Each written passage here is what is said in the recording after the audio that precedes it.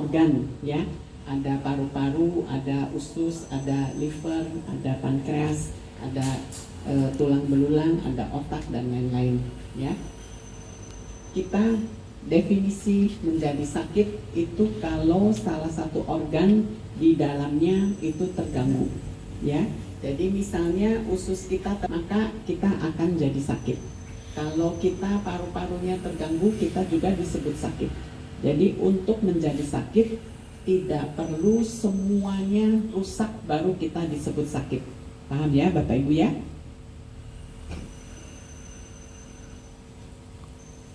Jadi dengan hanya memelihara usus kita itu akan menjadi sehat. Ya, jadi pola makan kita itu betul-betul sangat penting untuk bisa menjaga kesehatan badan kita.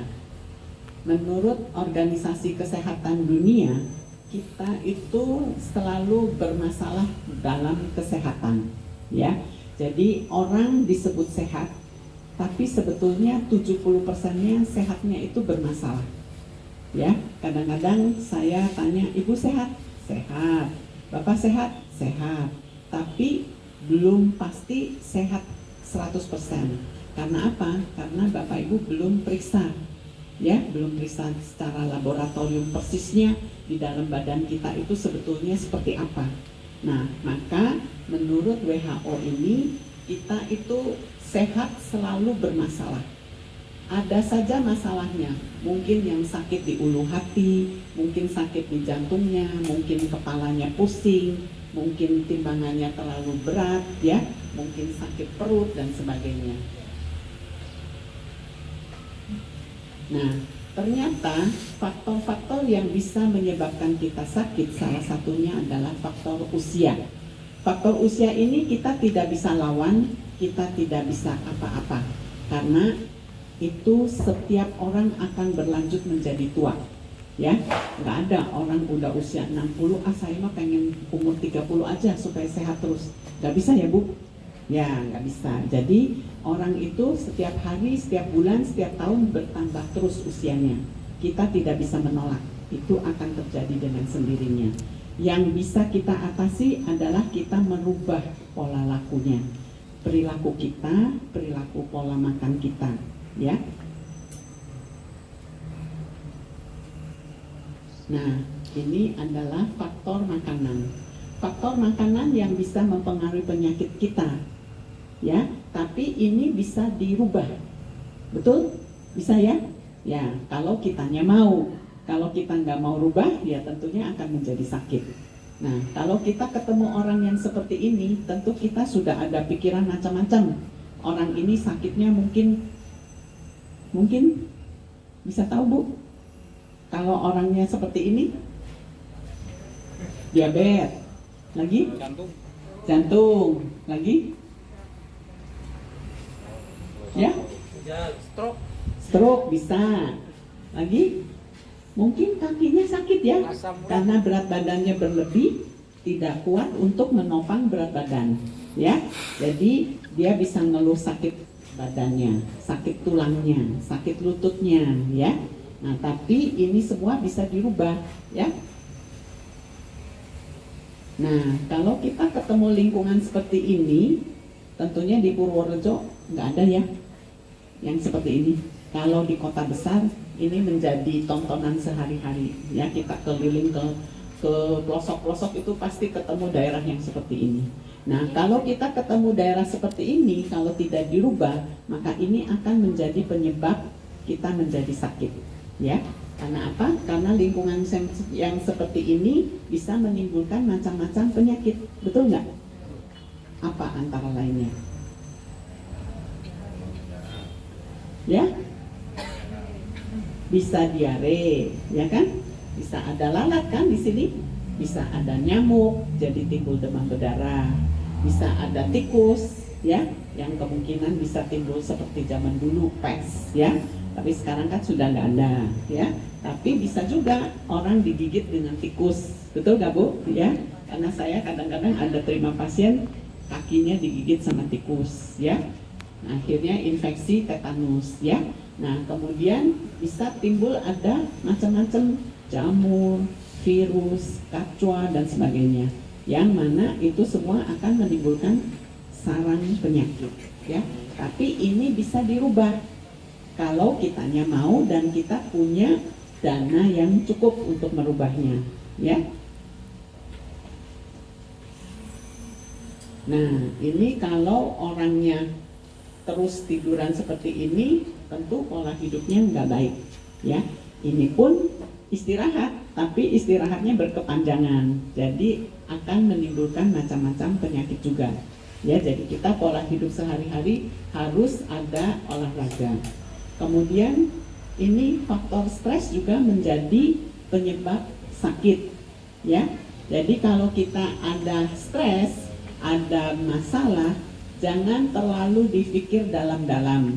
Tapi satu ketika kita pikirkan belum ada jalan keluarnya, tunda dulu, pikir ke depan, ya, supaya stres ini jangan masuk ke dalam hati yang akan menyebabkan bermacam-macam penyakit, ya. Nah, ini faktor makanan. Sekarang ini orang sudah maunya serba cepat. Jadi ketemu makanan langsung dimakan, ya. Belanja, beli makanan di pinggir jalan, yang ada dimakan. Dan semuanya ini menjadi satu radikal bebas yang bisa menyebabkan penyakit macam-macam di badan kita, ya. Tapi ini pun bisa dirubah kalau kita mau, ya.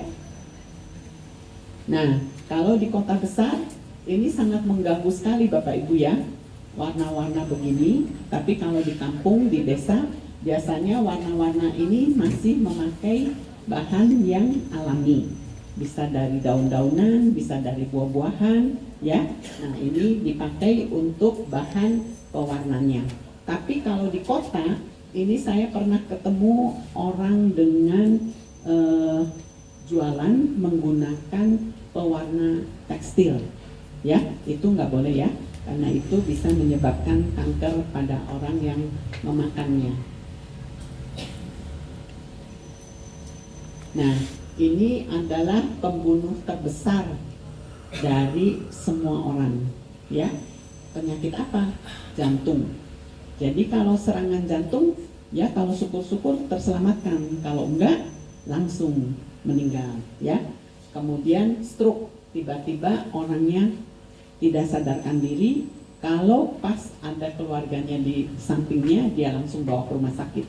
Tapi kalau tidak, ini juga kekurangan oksigen, kekurangan aliran darah, akhirnya meninggal, ya. Kemudian ini apa, Bu? Diabetes, ya. Diabetes ini termasuk penyakit yang pelan-pelan tapi membunuh, ya, pelan-pelan tapi membunuh. Karena ini disebut silent killer, ya. Jadi orangnya senyap-senyap. Kalau Bapak Ibu tidak periksa mungkin tidak berasa apa-apa di awalnya. Tetapi kalau bagi orang yang sering mencek di laboratorium, dia akan paham dia ada diabetes atau enggak. Tapi kalau yang pada awal tidak ada keluhan, dia tidak cek, dia tidak tahu. Tahu-tahu sudah komplikasi, ya. Karena kalau diabetes kita ada dalam jangka waktu lama, maka semua penyakit dari ujung kepala sampai ujung kaki itu akan menjadi komplikasinya, ya. Bisa buta, bisa stroke, bisa jantung, bisa ginjal, sampai berakhir dengan cuci darah dan akhirnya orangnya meninggal, ya, tidak tertolong. Nah, itu sebabnya karena diabetes. Kita lihat pembuluh darah usus kita, ya. Usus kita jangan disangka bersih, ya. Semua makanan yang kita makan masuk ke dalam keranjang sampah besar, lambung, ya. Di lambung semua makanan masuk dan terkumpul di situ. Kalau proses pencernaannya baik, dia akan lanjut ke usus kecil, usus besar, dan dibuang sebagai kotoran. Tetapi kalau orang yang tidak bisa buang air besar, ada, ya, orang yang tidak bisa buang air besar, ada yang paling lama itu sampai 1 tahun tidak buang air besar. Jadi kotorannya itu bisa mengeras seperti batu. Mau dikasih obat pun tidak bisa keluar. Akhirnya cuma gara-gara tidak bisa buang air besar, orangnya harus dioperasi. ya, ususnya dipotong, akhirnya keluarlah kantong, ya, ngantongin kotoran, ya. Jadi jangan sampai kita seperti itu ya. Nah, tidak bisa dibuang, maka dia akan membusuk. Namanya juga kotoran. Kotoran itu banyak kandungan macam-macamnya. Dia akan membusuk dan membuat suatu luka-luka di dinding usus yang akhirnya membuat benjolan-benjolan. Akhirnya ususnya tertutup. Nah, tertutup inilah yang kita sebut sebagai tumor atau kanker. Nah, kanker pun sama, harus dipotong ususnya. Nah, kalau sudah dipotong, ya keluar juga kantong, ya, untuk menampung kotorannya.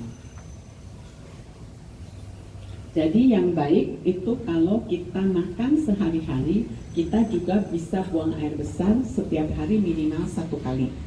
Kalau yang baik sekali, kita makan 3 kali, kita juga buang air besarnya 3 kali. Ya, itu kalau yang baik sekali.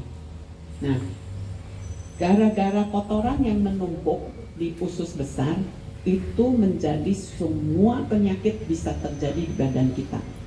Ya, nah makanya kotoran ini kita harus bersihkan.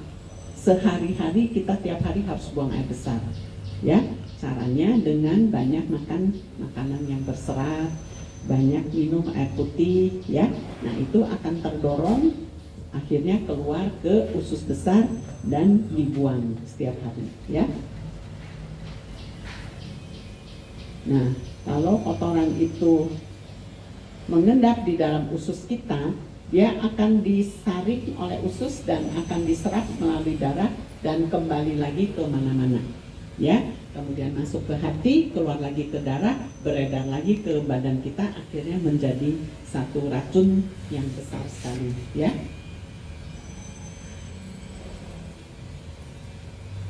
Usus kita itu panjangnya kira-kira 6 kali tinggi badan kita. Jadi kalau badan kita tingginya 1,70 m, itu 6 kalinya berarti sekitar 10 meter ya. Nah, 10 meter ini kalau luar biasa ya, oleh Yang Maha Kuasa, bisa ditaruh di dalam perut, tidak ada yang nonjol, semuanya rapih, rata. Tapi kalau Bapak Ibu sudah dioperasi, itu disimpannya kembali, itu tidak bisa seperti begini. Ya, jadi ada saja nanti gangguannya kalau sudah dilakukan operasi. Nah, tadi yang kotor-kotor itu menjadi hitam busuk ya Bapak Ibu ya. Nah, kalau sudah lama kemudian menjadi kanker, nah ini ada sebagian yang harus dipotong ususnya. Yang tadi saya sebut jadi kantong keluar di sini untuk menampung kotorannya, karena nggak bisa buang dari kotoran dubur lagi ya. Nah, ini pembuluh darah.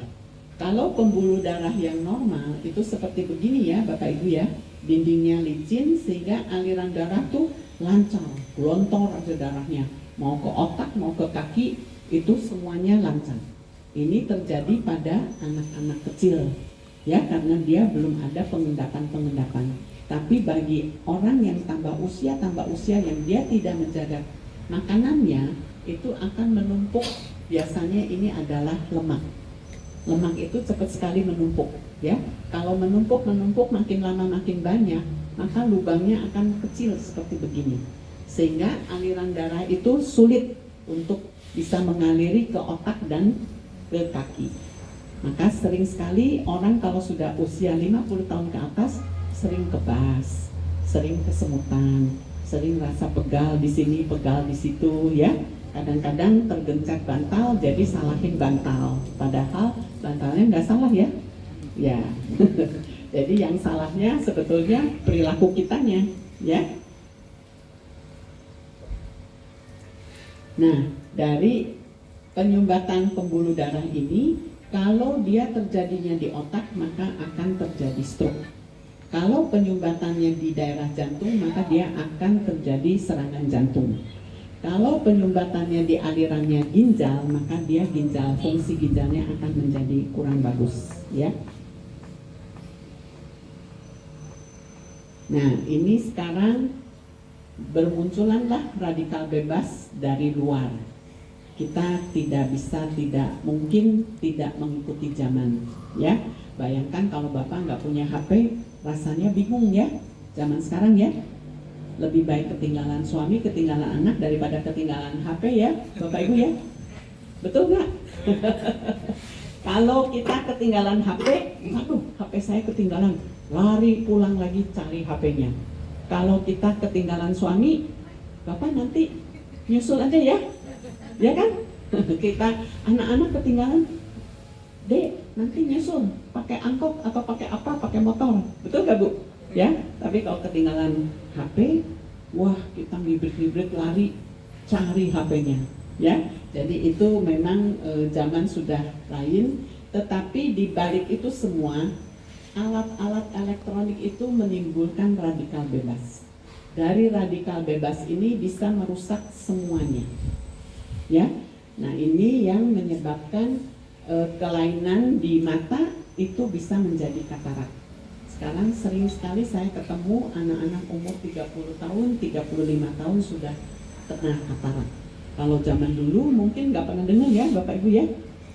Kita dulu kalau usia ibu ini maaf, yang depan yang sudah agak sepuh, itu jarang sekali kita dengar umur anak 30 tahun kena katarak.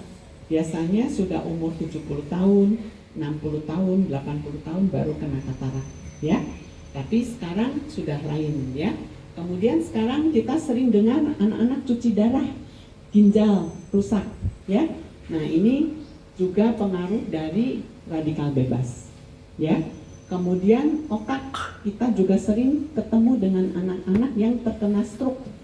Kalau dulu saya waktu di rumah sakit, kalau orang itu ada pasien stroke, kalau kita lihat dokumentasinya itu pasti orangnya sudah umur 60 tahun, 70 tahun. Tapi kalau sekarang orang kena stroke belum tentu usia tua ya, umur 30 tahun, umur 18 tahun bisa kena stroke ya.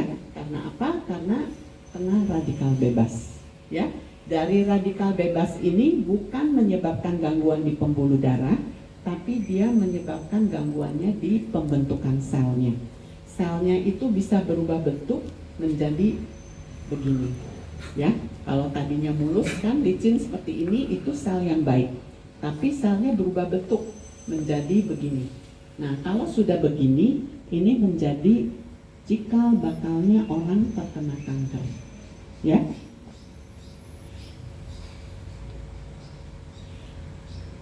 Nah kalau sudah seperti tadi yang dicerita, orang menderita sakit, mau tidak mau orang mesti dibawa ke rumah sakit, betul nggak ya? Nggak mungkin kan Bapak Ibu di keluarga ada yang sakit didiamkan aja, pasti dibawa ke rumah sakit. Kalau sudah dibawa ke rumah sakit tentunya ada sejumlah dana yang harus dikeluarkan ya. Kalau kita misalnya pasang ring itu harus menyediakan 250 juta. Kalau kita cuci darah itu juga harus menyediakan dana sekitar 100 juta ya. Nah jadi itu semua menyebabkan kita kebingungan ya. Tetapi dengan kita kenal PT BOB, kita semua punya solusinya ya, untuk kesehatan yang tadi kita sebutkan gangguannya.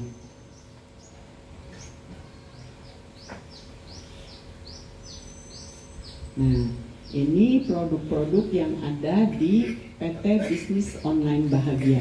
Kita punya 9 macam produk